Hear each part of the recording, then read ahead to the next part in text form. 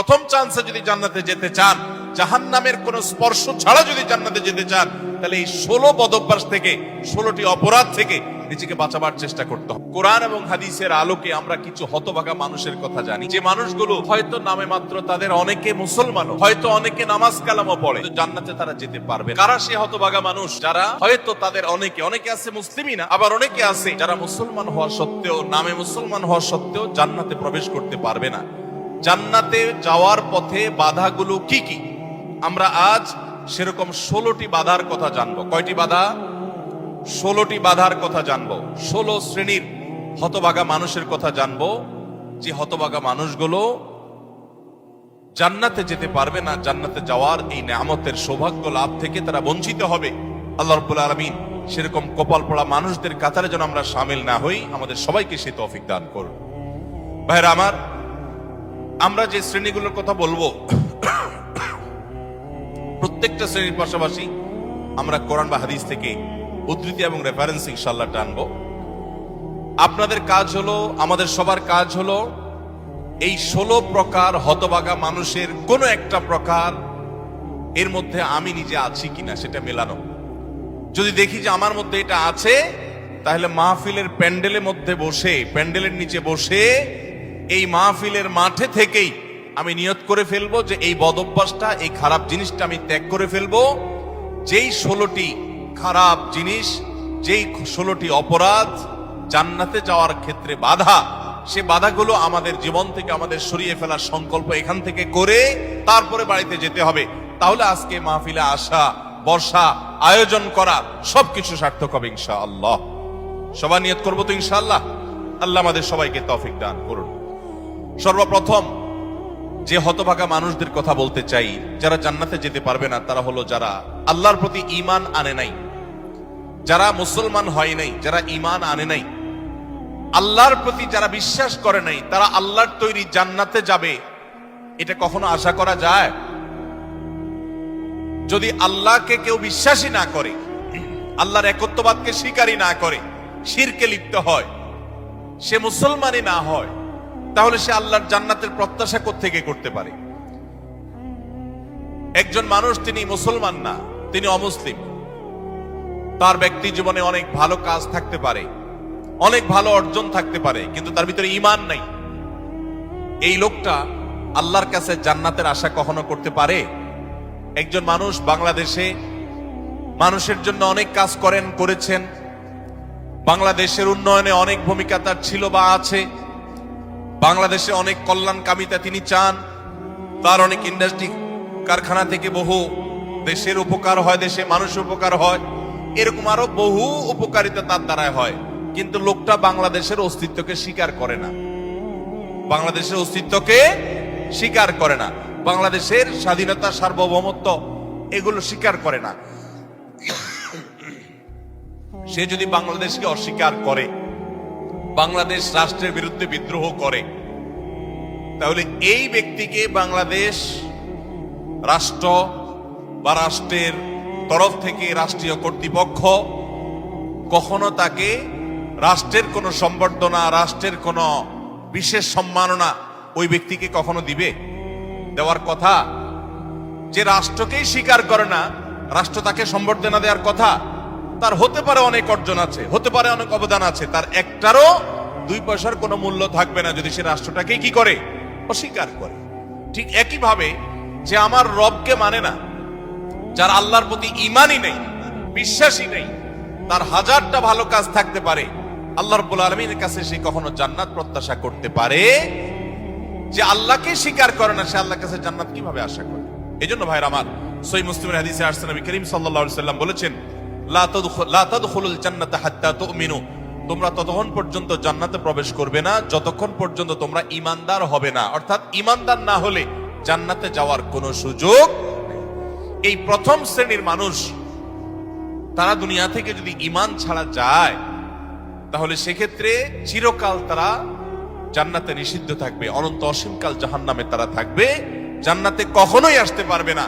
আর বাকি 15 শ্রেণীর মানুষ যারা আছে, এরা এক সময় তাদের পাপ এবং অপরাধের প্রায়শ্চিত্ত করার পর, এর শাস্তি পাওয়ার পর আল্লাহ তাআলা চাইলে তাদেরকে জান্নাতে দিতে পারেন এবং তাদের ঈমান যদি থাকে, কোনো না কোনো সময় তারা জান্নাতে যাবে, তাদের গুনাহগুলো মাফ হওয়ার পর অথবা শাস্তি হওয়ার পর, যেহেতু তারা ঈমানদার। এটাই হলো আহলুস সুন্নাহ ওয়াল জামাতের বিশ্বাস এবং আকীদা, যে মুরতাকিবে কাবীরা, কাবীরা গুনাহ করে দুনিয়া থেকে যদি কেউ জাহান্নামী হয়ে যায়, সে চিরকাল অনন্ত অসীমকাল জাহান্নামে থাকবে না, বরং সেখান থেকে এক সময় না এক সময় সে বের হয়ে আসবে। এটাই আহলুস সুন্নাহ জামাতের আকীদা। মুতাজিলা সহ কিছু ভ্রান্ত ফেরকার মানুষের বিশ্বাস হলো যে জাহান্নামে একবার যে যাবে সে চিরকাল সেখানে থাকবে। বিভিন্ন আয়াতের অপব্যাখ্যা তারা করে থাকেন। যাই হোক, তাহলে প্রথম শ্রেণীর কথা আমরা জানলাম, যারা জান্নাতে নো এন্ট্রি, তাদের জান্নাতে প্রবেশের সুযোগ থাকবে না, তারা হলো যাদের আল্লাহর প্রতি ঈমান নাই, যারা মুসলমান না, যারা ঈমানদার না, তারা চিরকালের জন্য জান্নাতে নিষিদ্ধ থাকবে। এক নাম্বার। দুই, দ্বিতীয় যে প্রকারের মানুষ জান্নাতে যেতে পারবে না, বা দ্বিতীয় যে বিষয়টি জান্নাতে যাওয়ার পথে বাধা, সেটি হলো আত্মীয়তার সম্পর্ক ছিন্ন করা। রক্ত সম্পর্কীয় আত্মীয়কে যদি কেউ স্থায়ীভাবে ছিন্ন করে, তাদের সাথে সম্পর্ক যদি একবারে কাট করে ফেলে, বুখারী মুসলিম এক যুগে বর্ণনা করেছেন, নবী করিম সাল্লাল্লাহু আলাইহি ওয়াসাল্লাম বলেছেন, লা ইয়াদখুলুল জান্নাতা কাতি', আত্মীয়তার সম্পর্ক ছিন্ন করে দেয় যে এই ব্যক্তি জান্নাতে প্রবেশ করবে না, সে জান্নাতে প্রবেশ করবে না। অতএব আত্মীয়তার সম্পর্ক যারা ছিন্ন করেছেন তারা তওবা করতে হবে।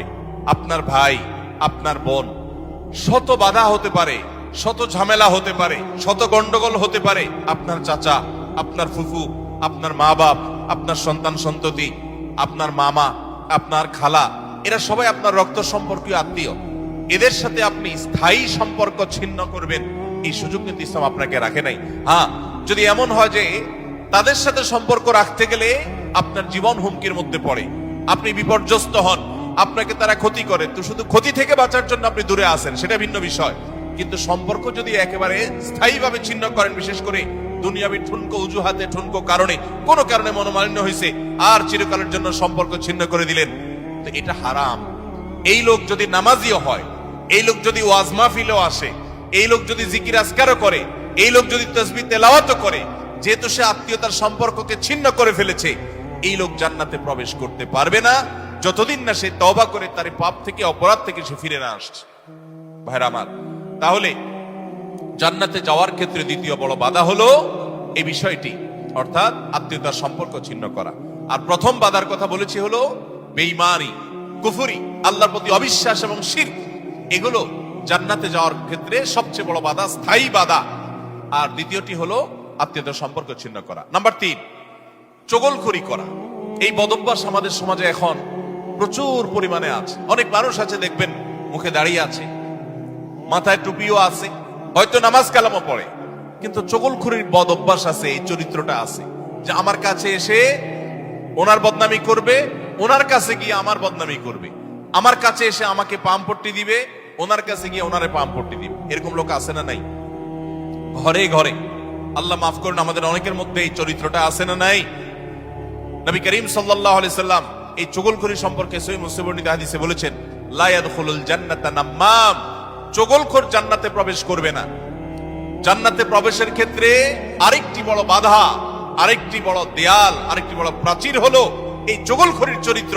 ভাইরা আমার, আসুন তওবা করি, চগলখড়ি করব না। কারোর ভালো কিছু পেলে সেটা তার পেছনে অন্যদের কাছে বলবো, আর মন্দ কিছু হলে তার সামনে বলবো। তার সামনে এসে একরকম, তার পেছনে গিয়ে আরেক রকম, সামনে এসে তার প্রশংসা, পেছনে গিয়ে তার দুর্নাম। এই দুশ্চরিত্র অনেক অনেক নেকামলকারী মানুষ, নামাজ কালাম ওয়ালা মানুষ, জিকির আজকার ওয়ালা মানুষ, অনেক ইসলামের কাজ করেওয়ালা মানুষ, দাওয়াতের কাজ করেওয়ালা মানুষ, তাদের মধ্যে এই বদভ্যাস, এই দুশ্চরিত্র, এই খারাপ জিনিস আছে। ভাইরা আমার, আমরা বেশিরভাগ মানুষ চুরি করি না, ডাকাতি করি না, মদ খাই না, মানুষ হত্যা করি না, জেনা করি না, খুন খারাপি করি না, ছিনতাই রাহাজানি করি না। বেশিরভাগ মানুষ এই মাহফিলে আমরা যারা আছি, আমার কথা যারা শুনছেন, বেশিরভাগ মানুষই এই মোটা মোটা বড় বড় অপরাধগুলো আমরা করি না। কিন্তু কিছু কিছু অপরাধ আছে যেগুলো আমরা যে করি, সেগুলো অপরাধ যে আমরা জানিও না, সে বিহিত নাই, সে চিন্তাও নাই, সে ভাবলেশও নাই, এবং সেগুলো যে গুনাহ, সেই গুনাহগুলোকে গুনাহ মনে করছি না, শয়তান বুঝতেই দিচ্ছে না। তার মধ্যে একটা হলো এইটা, চগলখড়ি। ঘরে ঘরে, জনে জনে দেখবেন এই বদভ্যাস, যে সামনে একরকম, পিছনে আরেক রকম, নেফাকি এবং কপটতা আজ জনে জনে ভরে গেছে।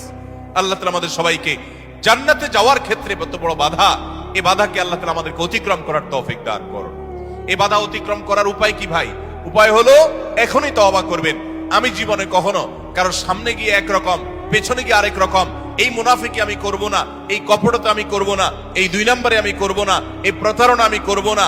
কোন মানুষের সামনে গিয়ে ভালো সাজবো, পেছনে গিয়ে দুর্নাম করব না, আরেকজনের কাছে গিয়ে তার দুর্নাম করা, আর আবার তার কাছে গিয়ে আরেকজনের দুর্নাম করা, অর্থাৎ দুজনের মধ্যে লাগালাগি করে দেওয়ার জন্য যে ভূমিকা, সেই ভূমিকা অবতীর্ণ হওয়া, এই চগলখড়ি, এটা হলো জান্নাতে যাওয়ার ক্ষেত্রে তৃতীয় বড় বাধা। চগলখোর সে জান্নাতে নো এন্ট্রি থাকবে। আল্লাহ তাআলা আমাদের সবাইকে বদঅভ্যাস পরিত্যাগ করার তৌফিক দান করুন। নাম্বার 4, প্রতিবেশীকে যে কষ্ট দেয়, এই লোকও জান্নাতে যেতে পারবে না। জান্নাতে যাওয়ার ক্ষেত্রে বড় বাধা হলো এই বদঅভ্যাস এবং খারাপ জিনিস, এই অপরাধ, প্রতিবেশীকে কষ্ট দেওয়া। এটাকেও আমরা অনেকে গুনাহের কাজ মনে করি না। অনেক লোক আছে দেখবেন, গোটা দুনিয়ার সব মানুষের সাথে তার সম্পর্ক ভালো, কিন্তু নিজের প্রতিবেশীর সাথে সম্পর্কটা কি নাই? ভালো নাই। আছে না নাই? নিজের পাশের জমি